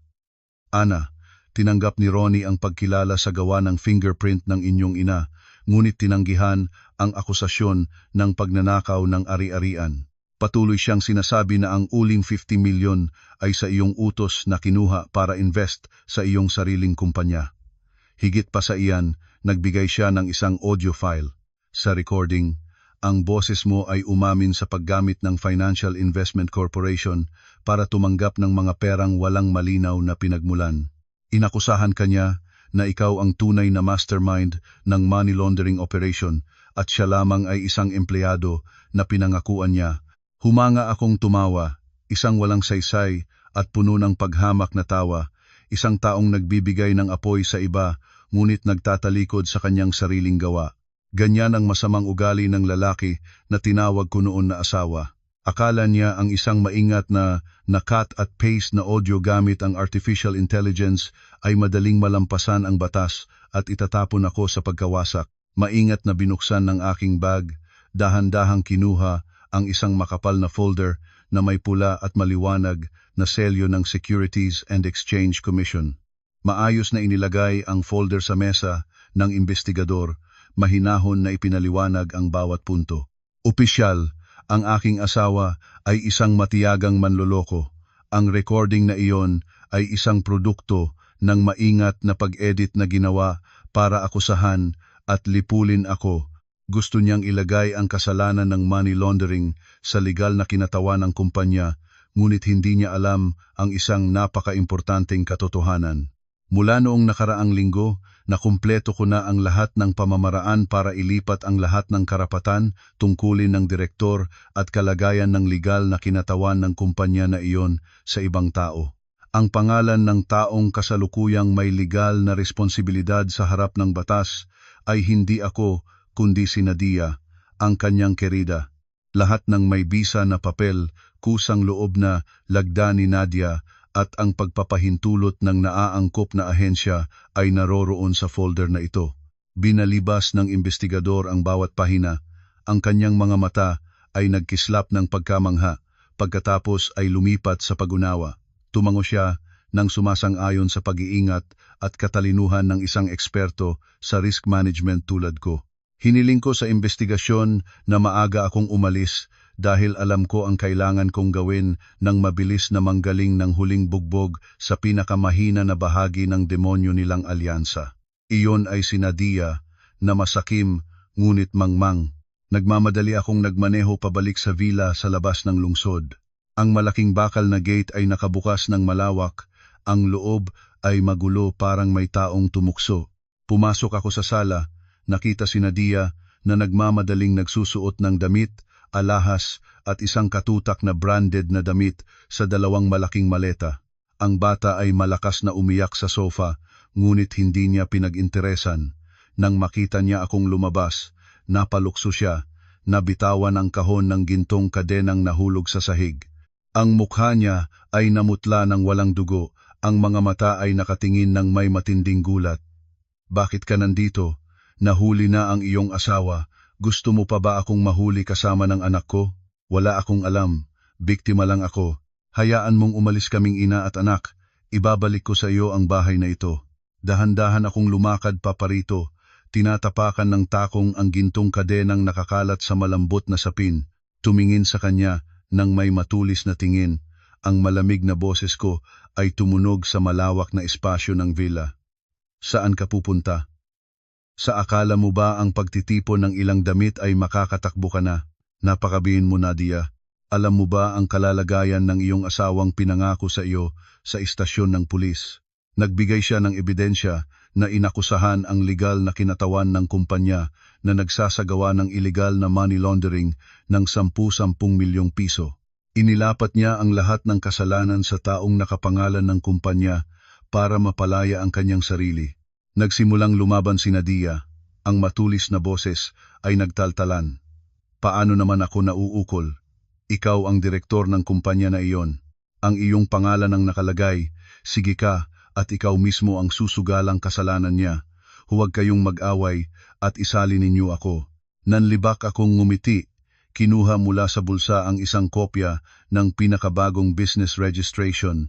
Itinapon ito diretso sa kanyang mukha. Ang papel ay nahulog pababa. Ipinakita ang mga nakabold na linya na hindi maaaring itanggi. Buksan mo ang mga mata mo at basahin ng mabuti. Ang kasalukuyang direktor at legal na kinatawan ng kumpanya na iyon ay ikaw. Noong nakaraang linggo, masayang pumirma ka sa lahat ng transfer of authority papers para matanggap ang alim 50,000 bawat buwan. Ngayon, lahat ng maruruming pondo mula sa mga puppet companies ni Ronnie ay diretso sa account ng kumpanya na nasa inyong pangalan. Ayon sa batas, ikaw ang mastermind ng money laundering ring na ito. Ang penalty para sa ganitong kasalanan ay hanggang 20 taon sa bilangguan. Maingat na plano ni Ronnie, ginamit ka bilang perpektong manananggal, pagkatapos ay itatapon ng walang awa. Nagmadali si Nadia na kinuha ang papel. Ang dalawang mata ay paulit-ulit na tumingin sa mga linya na may kanyang pangalan. Ang dalawang kamay niya ay nanginig. Ang papel ay kumakalampag sa bawat tibok ng paghingal. Niyuko ni Nadia ang kanyang mga tuhod sa sahig. Ang luha ay tumulo na nakasira ng mura at murang makeup. Ang malupit na katotohanan ay dumapo sa huling pag-asa niya. Natanggap niya na siya ay isang pawn lamang, isang harapan para sa malupit na magnanakaw, nakatipan na mangolekta ng ari-arian at idadampi ang kasalanan. Ate Ana, tulungan mo ako. Pakiusap, niloko niya ako. Hindi ko alam ang tungkol sa batas. Nagnanasa lang ako ng kaunting perang natira, kaya hindi ko alam na ginamit niya ang kumpanya para mag-money laundering. Ayoko makulong, napakabata pa ng aking anak. Pakiusap na bigyan mo ako ng paraan. Magpupugay ako sa iyo. Lumakad siya paparito, inilagay ang dalawang kamay ng mahigpit sa aking mga binti, umiyak ng walang hanggan. Malamig kong inurong ang paa, tumayo ng tuwid, ang matigas na tinig ay walang kaawaan. Ang tanging paraan para mabuhay ka ngayon ay ang gawing kabutihan ang kasalanan. Nabuhay ka rito kasama niya, tiyak na nagtatago siya ng mga dokumento at palihim na record sa bahay na ito. Ibigay ang lahat ng ebidensya sa investigasyon, lumabas bilang saksi na lalantad sa tunay na mastermind. Ang batas ay laging may patakaran ng kapatawaran para sa mga nagsisisi. Kung magpumilit ka, bukas ang arrest warrant ay maipapadala rito. Tulad ng isang nangolondoy sa gitna ng alon na nakahanap ng tukod, nagmadaling bumangon si Nadia, tumakbo ng buong bilis patungo sa silid-basa sa ikalawang palapag. Makalipas ang ilang sandali, bumalik siya, dala ang isang lalagyan ng Nara wood na nakatago sa likod ng oil painting na nakabitin sa dingding. Sa loob ng lalagyan ay isang notebook na detalyadong nakatalaan ang bawat halaga ng kailag, bawat dummy company, at isang katutak na USB drives na naglalaman ng data ng madilim na transaksyon ni Ronnie sa nakalipas na 3 taon. Iniambag ni Nadia ang kahon sa akin ng may 2 kamay, ang mga mata ay nanlalaki at puno ng takot. Ito ang lahat ng itinago niya. Ibinibigay ko ang lahat sa iyo. Dalhin mo ako sa istasyon ng pulis ngayon para ibunyag ko ang lahat ng katotohanan. Tumango ako, kinuha ang lalagyan ng mga fatidik na hatol. Sa hapon noon, si Nadia ay umupo sa harap ng mga investigador, malinaw na kinilala ang lahat ng mapanlinlang na gawa ni Ronnie. Sa parehong oras, sa pamamagitan ng kinatawang abogado, opisyal akong naghain ng kahilingan sa korte na ilapat ang mga emergency protective measures. Sa matibay na ebidensya, ang utos para i-freeze ang ari-arian ay agad na inilabas. Lahat ng bank account, stocks, sasakyan, at lalo na ang 85 milyong villa ay naka-freeze na. Opisyal na nawalan siya ng lahat. Naghihintay ng araw na harapin ang katarungan. Ang likas ng mundo ay malawak, ngunit hindi makakatakwil sa mga masasama. Ang mga naghasik ng masamang hangin ay magsisimula ng bagyo. Nang simula ng linggo, ang kapaligiran sa trabaho, sa punong tanggapan ng bangko ay napakaabala. Lahat ay nakatawid sa mga computer, nagpoproseso ng mga bundok ng loan files at risk reports. Biglang mula sa malaking pintuan ng tanggapan, ay tumaas ang maingay na sigawan. Ang matulis na mga boses ay halo sa murmuring ng karamihan. Kinunot ko ang noo, tumayo at lumabas sa glass corridor, lumingon sa harap ng gusali. Isang napakapalalo at magulo na eksena ang nagaganap sa harap mismo ng pangunahing entrada. Si Ginang Corazon, ang aking biyenan, nakalalagabas lang mula sa pansamantalang palayain dahil sa karamdaman habang pinagtibay ang kaso, ay hawak ang isang tarp na puting background at pulang letrang napakakasamang tanawin. Ang nakasulat sa banner ay malalaking letrang mapananalantang mga salita na akusasyon. Inakusahan niya akong isang masamang asawa, mapagkunwari, nagpadala sa kanyang anak at anak sa bilangguan para ninakaw ang ari-arian ng pamilya. Nakasuot siya ng maasikasong tela, ang buhok ay gusot, nakaupo sa malamig na marmol na sahig. Patuloy niyang hinampas ang magkabilang kamay sa sahig, sabay na umiyak ng malakas at nagpapaliwanag na tumatawag pansin sa karaniwang malakas at mabilis na paraan ng mga walang pinag-aralan mula sa probinsya. O mga tao, makatarungan ba ito? Ang asawa ng aking anak na dinala ko sa aming pamilya. Walang awa niyang ipinadala ang aking anak sa bilangguan, itinapon ang matanda sa labas ng bahay nang walang matitirahang lugar. Ginagamit ang kanyang posisyon sa bangko, ginamit ang makupad at masamang paraan para nakawin ang ari-arian ng aming pamilya. Tulungan ninyo kaming mabawi ang katarungan. Ang mga taong nagdadaan ay nagsimulang pumunta ng marami pa. Ang mga cellphone ay itinataas para mag-record at magkuha ng litrato. Ang ilang bantay ng bangko ay pawisan sa pagtatangkang kausapin siya para umalis, ngunit walang silbi. Si Ginang Corazon, nang makitang nagre-record ang mga tao, ay lalong nagtodo, mas malakas ang pagkakaling-kalingan, gumugulong sa sahig na umaano sa ilalim ng flagpole. Kalmadong bumalik ako sa aking opisina, kinuha ang telepono at tinawagan ang IT department ng bangko.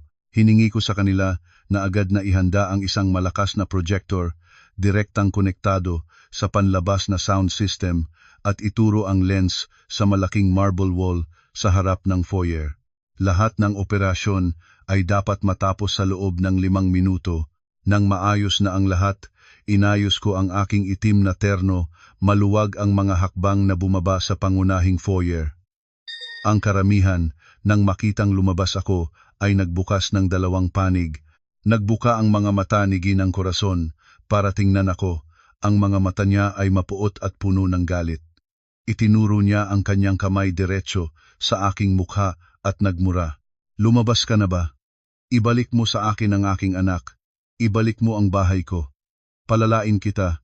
Palahalatayin kita. Hindi ka na makakatayo ng may dignidad sa harap ng sinuman.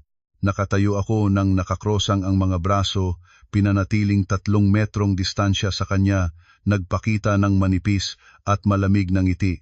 Ang aking katahimikan ay hindi pagtalima, kundi ang panahon para matuwis ang tabak ng katarungan bago itaas. Kinampay ko ang kamay para sa teknisyan. Agad na bumuha ang loudspeaker system ng maingay na tunog ng makinarya. Sa makintab na marble wall, ang larawan ng DNA test paper ay lumabas ng malaki at maliwanag, ganap na tinakpan ang maliit at kahiyahiyang anyo ni Ginang Corazon. Pagkatapos agad, ang security video mula sa ospital ay pinalalabas ng paulit-ulit. Ang larawan ni Ronnie na pinindot ang daliri ng nag-aagaw buhay na ina sa authorization form para makakawin ang Orling 50 milyong death benefit ay nagpakita ng totoo sa harap ng daan-daang mga mata ng mga tao sa Maynila. Ang karamihan na kanina ay nagtataka at naawa sa matandang umaano ay biglang nanahimik. Ang hubad at marahas na katotohanan ay nagpagalit sa lahat. Ang mga bultong usap ay naging mga panumpa na nagtutukoy diretso kay Ginang Corazon. Ang eksena ng paglalantad ng krimen gamit ang modernong teknolohiya sa harapan ng mga tao ay ganap na winasak ang murang palabas ng sumbong ng biyenan. Kinuha ko ang microphone mula sa bantay. Ang matibay na boses ay umalpas sa buong kalye. Lahat ng tao. Ang babae na nakaupo sa lupa ay kasama ng kanyang anak na nagplano para nakawin ang insurance money na kapalit ng buhay ng aking ina. isang babaeng miyembro ng Bureau of Fire Protection na namatay sa isang malaking sunog. Ginamit nila ang perang ito para itayo ang villa, bumakal ng kerida at anak na labas sa kasal. Ngayon, ang lahat ng kanilang krimen ay nailantad ng batas. Hindi pa sila nagsisisi, kundi pumarito pa sa aking opisina para gumulo, umakusa ng huwad sa ibang tao. Iniulat ko na ang lahat ng pangyayari sa lokal na pulisya. Pagkatapos sabihin ang aking mga salita, 2 sasakyan ng pulis ay dumating. Mabilis na gumawa ang mga opisyal ng pulisya ng police report.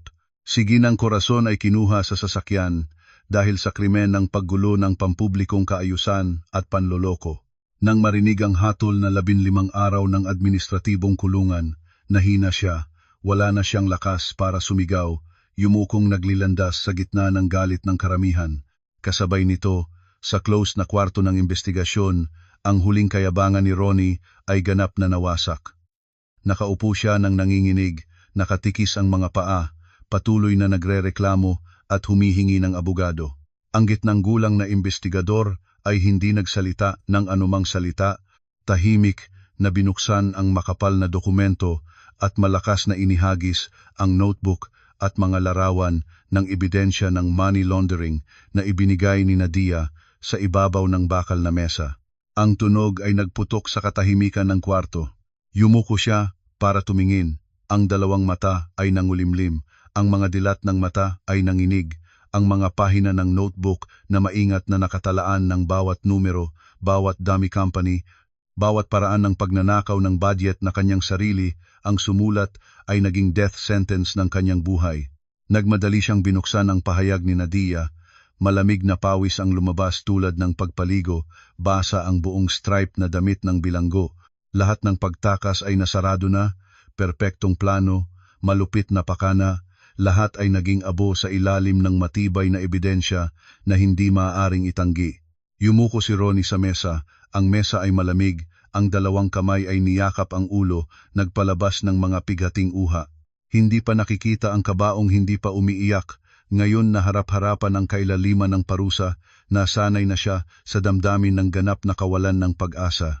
Ang mapanlinlang na palabas ay nagbaba ng kurtina, pinalitan ng nararapat na parusa ng batas. Ang mga taong nagbenta ng kanilang konsyensya, nagtraidor sa pamilya at nilabakan ang moralidad ay sa wakas ay yumukong harapin ang katarungan. Ang unang korte ng diborsyo at pagtatalo sa ari-arian ng mag-asawa ay naganap sa isang araw sa kalagitnaan ng Nobyembre nang ang unang matinding bagyo mula sa Hilagang Kanluran ay nagsimulang pumasok sa lungsod. Ang Regional Trial Court ay nakatayo ng maringal at maluho, nakabalot ng isang kalmado at malamig na kapaligiran. Nakasuot ako ng mahabang itim na coat, nakatupi ang buhok ng maayos, umahon sa bawat hakbang ng marmol na bato na may pinakakalma at mahinahon na kaanyuan, ganap na magkaiba sa kasalukuyang kawawa na anyo ng mga nakaupo sa bangko ng mga respondent. Si Ronnie ay isinali ng pangkat ng seguridad ng korte papasok sa silid ng hukuman sa loob ng mahigit 1 buwan ng detensyon para sa investigasyon, halos hindi na siya makilala. Ang dating respeto at magarang mukha ay naging payat at maputla. Ang mga butas ng mata ay malalim, ang buhok ay magulo at hindi na ilinis. Yumuko siya ng pababa ang mukha, hindi matapang na tumingin sa sino man, lalo na sa aking malamig na mga mata. Nakaupo sa likurang hilera ay si Ginang Corazon. Mula nang maparusahan ng 15 araw na administratibong kulungan dahil sa gulo ng pampublikong kaayusan, ganap na nasiraan siya. Nakasuot siya ng madilim na damit na gusot, ang katawan ay payat at maliit, ang mga mata ay nangungulila at palihim na lumilinga sa malawak na silid ng hukuman. Ang nagmamaneho ng hukuman ay malakas na bumayo ng kahoy na martilyo sa mesa, ang tunog ay malakas na nagpahayag ng simula ng pagsasalita. Sa bahagi ng pamamaraan at pampublikong pagtanggap, lahat ng ebidensya na aking ibinigay ay kinilala ng panel ng mga hukom bilang lehitimo at may mapagpasyang katangian. Ang kapaligiran sa silid ng hukuman ay pinakamataas ang tensyon nang basahin ng kinatawan ng opisina ng piskal ang akusasyon. Ang bawat matibay na salita ay lumabas, Inilantad ang buong masamang puso ng kanyang paraan mula sa pagdadaya sa asawa at mga anak, pangangalunya na may sariling anak, hanggang sa pinakamalupit na gawa paggamit ng hamak na paraan para nakawin ang death benefit ng biyenang naghihingalo. Pagkatapos ng pagsasalita, ang hukom ay nakatayo ng maringal, kinatawan ng katarungan na basahin ang hatol. Sa relasyon sa pag-aasawa, tinanggap ng korte ang aking kahilingan para sa unilateral na diborsyo. Sa pagbabahagi ng ari-arian, isinasaalang-alang na si Ronnie ay may malubhang paglabag sa one-spouse marriage system at gayon din ay may gawa ng pagkawala at pagkasira ng pag-aari ng pamilya. Ang panel ng mga hukom ay nagpasya na ibigay sa akin ang 90% ng kabuuang ari-arian para sa 50 milyong ninakaw niya gamit ang mapanlinlang na paraan mula sa account ng aking ina. Ipinag-utos ng korte na ibalik niya ito sa akin ng buo agad. Nang marinig ito, ang mga paa ni Ronnie ay nanginig. Yumuko siya ng ganap sa harap ng dock. Nang hapon ding iyon, sa parehong bulwagan, ang kriminal na kaso ng pandaraya, pagnanakaw ng ari-arian at money laundering ni Ronnie ay opisyal na nagsimula. Sa pagkakataong ito si Nadia ay kailangang tumayo din sa harapan para magbigay ng pahayag bilang kasabwat. Umiyak siya ng walang tigil, patuloy na inilalantad ang sitwasyon ng pag-aalaga ng sanggol, kakulangan ng kaalaman sa batas, kaya naloko para tumayo para sa kumpanya. Salamat sa matapat na pahayag, pagbabalik ng lahat ng ebidensya at record para sa pakana ng mastermind, kasama pa ang katotohanang nag-aalaga siya ng batang wala pang 30 buwan. Natanggap ni Nadia ang 3 taon na parusang nakasabit at pamamahala sa lokal na lugar. Ngunit si Ronnie ay hindi kasing swerte. Lahat ng kanyang mga kasalanan ay napakalinaw, ang pamamaraan ay napakamaingat at malupit.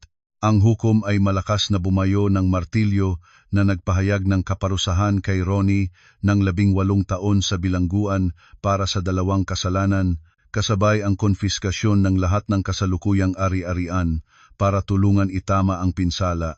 Nang binanggit ang bilang na 18 taon, si Ginang Corazon na nakaupo sa hilera ng mga manunood ay nagpalabas ng isang pighating hikbi at hinimatay sa sahig. Ang maraming kamag-anak na sumama ay walang naglakas loob na lumabas para tulungan siya. Tinitigan nila ang kanyang pamilya ng may matinding paghamak. Ang batas ng karma ay hindi nagkakamali sa sinuman. Ang mga naghasik ng masamang bagyo ay magsisimula ng matinding bagyo. Ang mga nagnakaw ng perang binayad ng dugo ng iba ay sa wakas ay magbabayad ng kanilang kabataan at kalayaan sa likod ng bakal na rehas.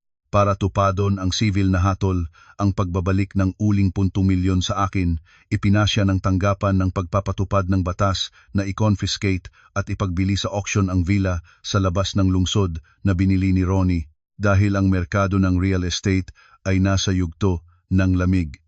Kasama pa ang villa ay nakakabit sa masamang elemento ng kapalaran dahil ang may-ari ay nakulong, sa maraming pagbid ay walang bumibili. Nang makita kong hinugna ang pagkakataon, pinagkalooban ko ang aking abogado ng kapangyarihan para lumahok sa huling round ng auction. Sa pamamagitan ng talino ng isang financial expert, nabili ko ang sarili kong pagmamay-ari ng villa na iyon sa napakamababang presyo, kalahati lamang ng 25 milyong isinaboy ni Ronnie. Ang bahay ay ganap na naging akin ng legal at marangal na paraan. Hawak ang titulo na may aking pangalan. Nagdesisyon akong gawin ang huling hakbang para ganap na isara ang maruruming nakaraan. Sa isang hapon na mainit ang araw, nag-upa ako ng isang profesional na demolition crew kasama ang isang malakas na ekskabador at direkta pumunta sa villa sa labas ng lungsod.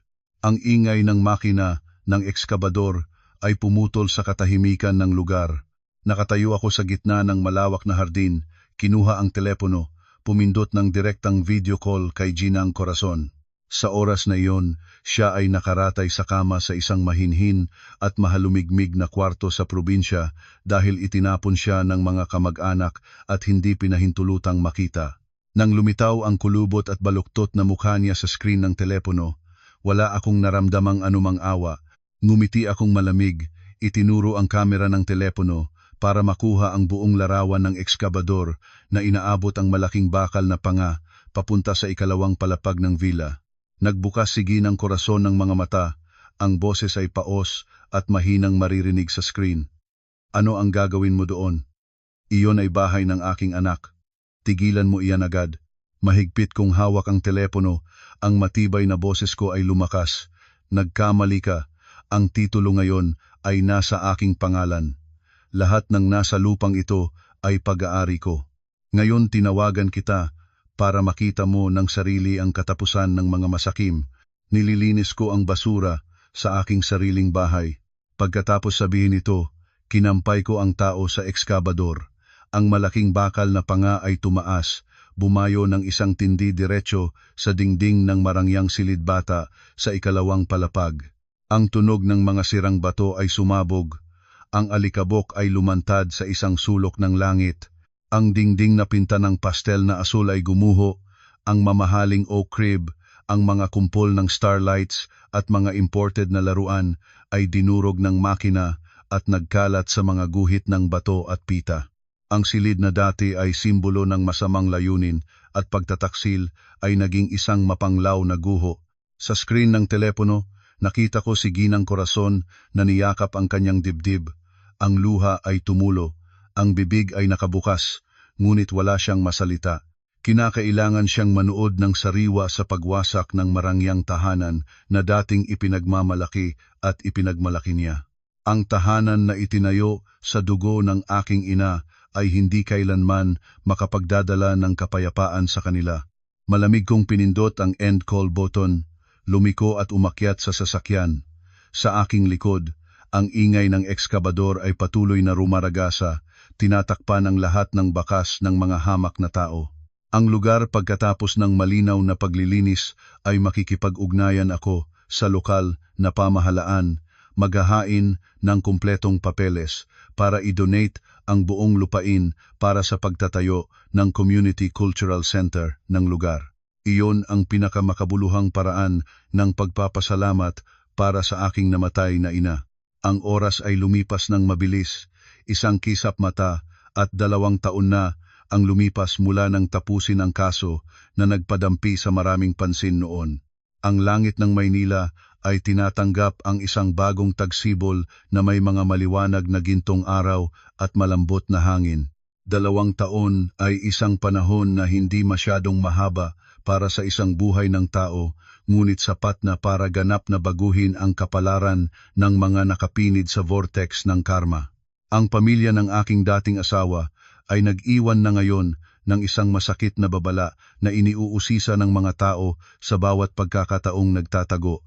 Si Ronnie ay nakakulong nang nagngangalit ng kanyang kabataan sa likod ng bakal na rehas sa isang tanggapan ng pagtatago sa malalayong bundok. Magsasaka siya ng mabigat para bayaran ang malaking kasalanan. Si Nadia pagkatapos na kunin ang bata at umuwi sa probinsya ay hindi na atim ang diskusyon ng mga tao, napilitan siyang palitan ng pangalan at apelyido at kinuha ang bata para lumayo at magtrabaho bilang manggagawa sa isang rubber farm, mahirap sa bawat pagkain na kumita. Ang pinakakawawa marahil ay si Ginang Corazon. Pagkatapos ng shock ng pagkawala ng bahay, ng ari-arian, at panonood ng pagpapakulong ng anak, dinapa siya ng matinding stroke. Ang sakit ay nag-alis ng kanyang kakayahang maglakad na naging paralisado ang kaliwang bahagi ng katawan, baluktot ang bibig, napakadhirap magsalita. Namumuhay siyang pabayang-pabaya sa isang gusot na kahig isang araw na bahay sa probinsya, tinanggihan ng mga kamag-anak, kinukonsiderar tulad ng malas na utang.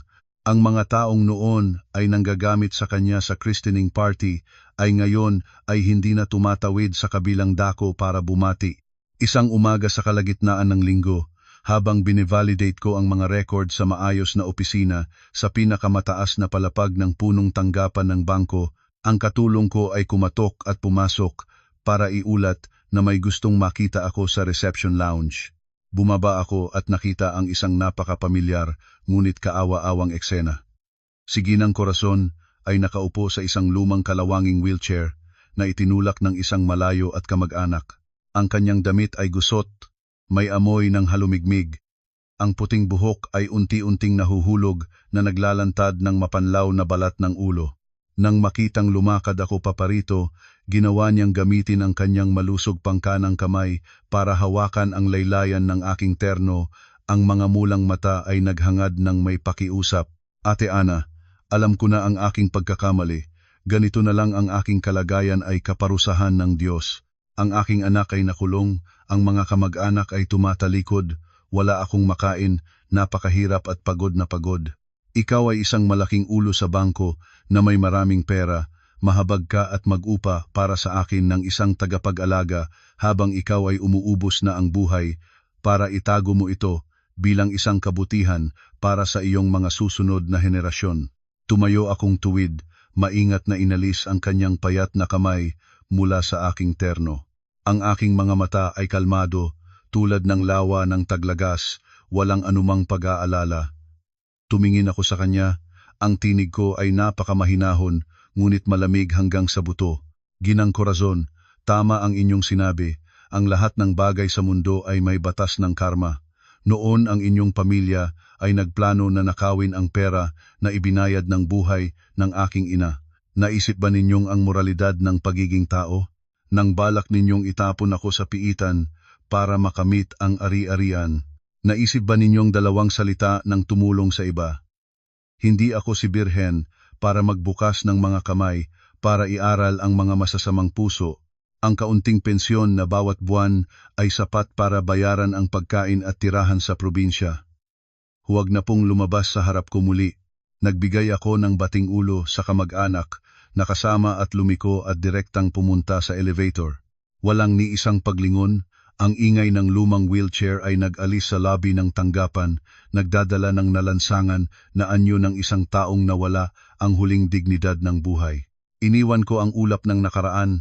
Ang aking buhay ngayon ay higit na maliwanag at matatag kaysa dati. Sa pamamagitan ng kahusayan at katapusang desisyon sa propesyon, pinagkatiwalaan ako ng pamunuan ng bangko na italaga bilang pangalawang direktor ng Risk Management Division. Sa edad na 34, ako ang pinakabatang umupo sa makapangyarihang puwesto. Sarili kong binili ang isang premium na kondo na may tanawin sa Manila Bay, bumili ng paboritong sasakyan.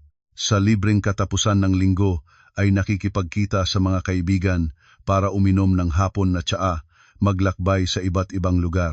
Ang buhay ng isang independyente, mapagkatarungan at matapang na babae ay nagbibigay sa akin ng ganap na kalayaan. Ngunit ang bagay na kinaalam ko ng pinaka-proud, pinakamakabuluhan ay hindi ang pag-unlad sa karera, ang buong 40 milyong nakuha mula sa mga mapangsalitang taong iyon. Ni isa akong sentimo ay hindi ko inangkin para sa aking sarili. Ginamit ko ang buong halaga bilang pondo para magtayo ng legal aid fund para sa mga pamilya ng mga miyembro ng Bureau of Fire Protection. Ang fund ay pinangalanan sa aking ina, nag-ooperate para magbigay ng libreng serbisyo ng abogado, legal na payo, at pinansyal na tulong sa mga kamag-anak ng mga opisyal ng Bureau of Fire Protection na malas na naaksidente o namatay habang ginagampanan ang kanilang tungkulin. Gusto ko ang pera na binayad ng dugo ng aking ina para protektahan ang mahihina, para ipalaganap ang pagmamahal sa kapwa at katarungan sa lipunan. Isang hapon sa katapusan ng linggo, malinaw ang langit, nagmaneho ako papunta sa Heroes Cemetery. Ang hilera ng mga puno ay dumadagundong sa hangin parang umaawit ng isang walang hanggang pag-ibig na kanta. Naglagay ako ng isang bungkus ng puting chrysanthemum sa puntod ng aking ina, nagsilabas ng 3 tinting na insenso, maingat na kinunot ang alikabok sa lapida na may pangalan niya. Napabuti mo ang nagawa ng anak mo, nanay. Ang mga kriminal ay pinarusahan, ang katarungan ay natupad. Ang fan na pangalan mo ay noong nakaraang buwan ay matagumpay na nakatulong sa 3 pamilya ng batang opisyal para mabawi ang kanilang legal na benepisyo ng insurance. Sana ngumiti ka at ipagmalaki ang iyong anak sa kabilang buhay. Sa oras na iyon, isang batang lalaki na suot puting polo shirt ay lumapit sa tabi ko. Siya ay anak ng isang commander ng Bureau of Fire Protection na namatay noong nakaraang taon. Ang kanyang pamilya ay naghihintay ng komplikadong pagtatalo sa lupa at ang aking support fund mismo ang nagpadala ng pinakamahusay na abogado para libreng protektahan ang kanilang karapatan. Ang batang lalaki ay maingat na nagsilabas ng insenso sa puntod ng aking ina, pagkatapos ay lumingon at tumingin sa akin na may mga matang puno ng totoong pagpapasalamat. Ate Ana, nanalo ang aming pamilya sa kaso. Ibinalik ng korte ang titulo ng lupa sa aming ina. Nagpapadala ang aking ina ng pinakamataas na pasasalamat sa inyo at sa fund. Kayo ay ang aming tagapagligtas sa pinakadesperadong panahon. Ngumiti akong mabait, banayad na tinapik ang balikat ng batang lalaki, naramdaman ang isang mainit na agos na dumadagsa sa aking dibdib. Iyan ang dapat gawin ng ate. Magsumikap na mag-aral ng mabuti, maging isang taong kapaki-pakinabang. Iyan ang pinakamabuting paraan ng pagpapasalamat sa lipunan. Lumabas ako sa sementeryo habang ang huling sinag ng araw ay nagkulay ginto ng isang sulok ng langit sa kanluran. Ang hangin ay pumukol sa mahabang buhok na may amoy ng damo at bulaklak. Pumasok ako sa sasakyan, sinisimulang ang makina. Ang puting sasakyan ay dahan-dahang lumakad sa patag na aspalto. Iniwan sa likod ang kadiliman ng galit at pandaraya. Tiwala akong tinatapak ang accelerator, nagmamaneho ng tuwid patungo sa sentro ng lungsod. Doon ay libu-libong maliwanag na ilaw ang nagbibigay liwanag ng isang kinabukasan na puno ng umaga at pag-asa. Ang mga naghasik ng masamang hangin ay nangulod sa likod ng bakal na rehas. Ang katandaan ay nag-iwan ng dalamhati, ang muling nakuhang pera ay ipinunla bilang kabutihan. Ang salapi ay hindi mabibili ng tunay na pagmamahal, ang kasal na itinayo sa pandaraya ay tiyak na mababagsak. Kapag namuhay ng tapat at ganap sa moralidad, ang ating puso ay tunay na makakakita ng kapayapaan. Taos-pusong nagpapasalamat sa lahat ng mga kaginoo at kababayan na naglaan ng inyong mahalagang oras para sundan ang buong kwento ngayon. Kung nakita ng mga kaginoo na makabuluhan ang kwentong ito at nagbigay ng malalim na pag-iisip tungkol sa buhay, pakiusap ay pindutin ang subscribe button. Ang inyong suporta ang nagbibigay sa amin ng lakas para magpatuloy na magdala ng mas magagandang at kapaki-pakinabang na mga obra. Nais naming batiin ang lahat ng kaginoo at pamilya na palaging malusog at mapayapa